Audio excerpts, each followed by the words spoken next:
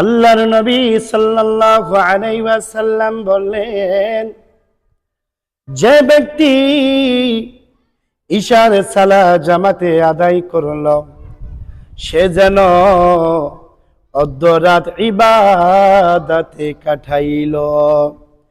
আর যে ব্যক্তি ঈশা ও ফজরের সালাত জামাতে সহিত আদায় করল সে যেন সারা রাত ইবাদতে কাটাইল।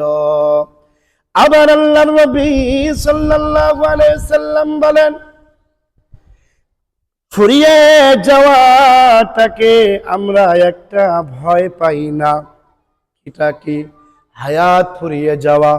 হায়াত ফুরিয়ে যাইতেছে, এটা যাওয়াটাকে আমরা ভয় পাই না।